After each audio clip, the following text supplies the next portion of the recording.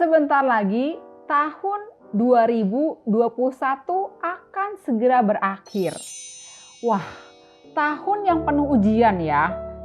Memang sih tahun kerbau logam ini kelihatannya diam, tapi juga berat loh. Dan gimana? Apa yang kamu rasakan? Apakah juga sama? Jangan lupa share ya di kolom komentar bawah ini ya. Dan tahukah kamu bahwa tahun kerbau yang melelahkan ini seperti kerbau gitu, capek dan juga banyak beban, terutama beban keluarga. Terus kira-kira tahun depan masih sama nggak ya? Apakah kamu nggak penasaran? Kira-kira apakah si corona ini masih ada? Ataukah si corona ini berkembang lagi? Ada varian-varian baru dan akhirnya kita dirumahkan. Aduh, capek deh di rumah terus. Oh no. Ataukah akan menjadi lebih dinamis? Nah, tunggu dulu. Sebelum lanjut, jangan lupa like, share, dan subscribe. Yuk, kita kilas balik ya. Tahun 2021 itu gimana gitu ya? Kalau kita lihat, tahun 2021 itu sifatnya gerakannya tidak bisa terburu-buru, alias satu persatu. Terus penuh perjuangan nih, apapun juga perlu diperjuangkan. Bayangin, nggak biasa kerja di rumah, harus kerja di rumah. Kan kita harus berjuang, dimana kondisinya harus tetap konsisten. Dan juga kerja di rumah, jadi makin banyak beban keluarga. Aduh, pokoknya ada banyak hal yang tidak bisa berjalan dengan baik di tahun 2021. Nah, masuk ke tahun 2022 adalah tahun macan air. Apakah yang akan terjadi di tahun macan air? Akankah sang penguasa rimba mengganas? Oh no. Ataukah macan air itu becek dong? Akan jadi banjir atau enggak ya? No. Kalau sampai macan air itu becek, banjir, apa ya artinya secara feng shui? Ops, jangan-jangan pertanda bahaya nih. Oh no. Nah, tahukah kalian bahwa sebenarnya tahun macan adalah tahun kekuasaan, tahun adu kekuatan, dan tahun yang sangat menguji emosi. Benar sih, macan adalah penguasa rimba, sangat menguji emosi nih.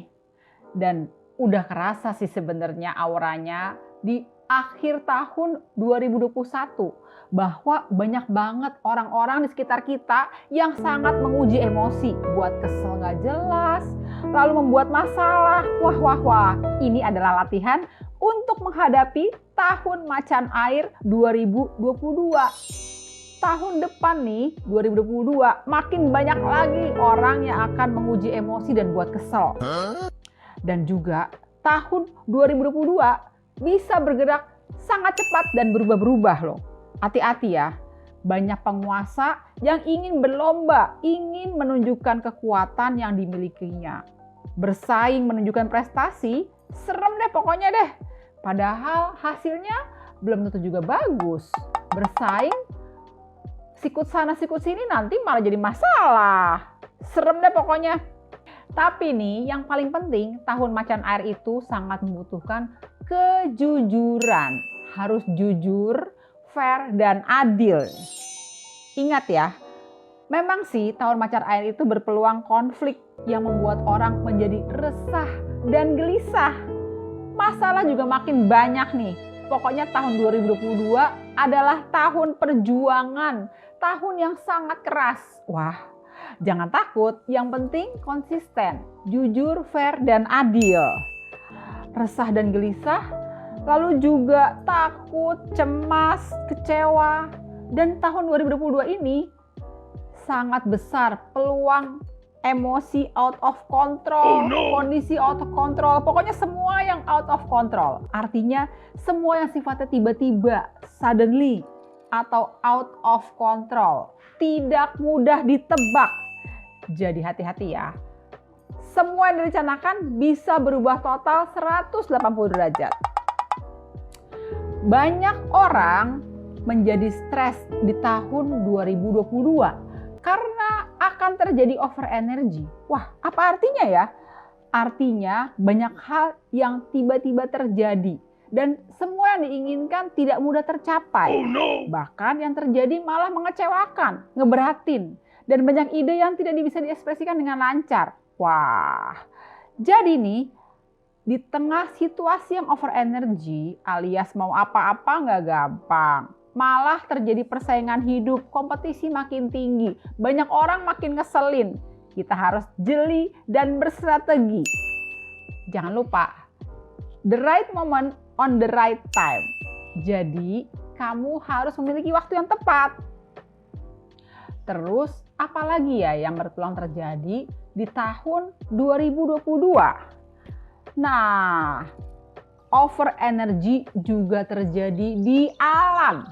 Wow, over energy di alam apa artinya ya? Artinya ada masalah ketidakseimbangan alam loh. Hati-hati, energi yang kelebihan bisa jadi masalah. Misalnya masalah kayu di alam, yaitu tanaman. Apakah kamu merasa tahun depan tanaman di sekitar kamu bakal masalah? Oh no! Ya, tanaman itu diantaranya hutan, sawah, lalu juga pertanian. Harus hati-hati juga nih. Pokoknya semua yang berhubungan dengan kayu-kayu ini harus hati-hati. Jangan sampai kekurangan sumber bahan makanan. Lalu juga harus dijaga ya, kayu supaya lebih stabil dan seimbang. Karena kalau kurang kayu nanti jadi masalah buat seluruh lingkungan, seluruh dunia bahkan. Dan pohon juga tepatnya. Jangan sampai pohon ditebang. Kalau tidak mau disakiti, jangan menyakiti. Dan juga ketidakseimbangan over energy di alam ini ada peluang konflik. Wah, kok serem sih konflik? Artinya apa ya? Ya nggak gitu sih maksudnya. Konflik di sini artinya akan terjadi masalah bencana alam. Tapi nggak apa-apa. Selama kita masih bisa berhati-hati dan menjaga alam, maka semuanya tidak akan berbalik pada kita.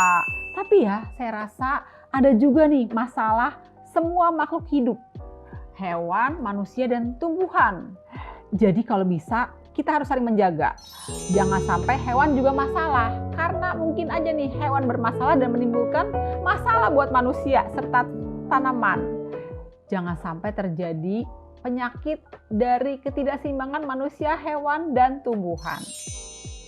Sementara itu, over energi di bumi akan terjadi konflik manusia. Aduh kok serem ya, jangan sampai konflik manusia ini menimbulkan masalah besar nih, ribut-ribut antar manusia. Jangan sampai terjadi deh tahun 2022. Sio-sio yang bagus, yang bisa hoki adalah untuk bisa mengetahui the right moment on the right time.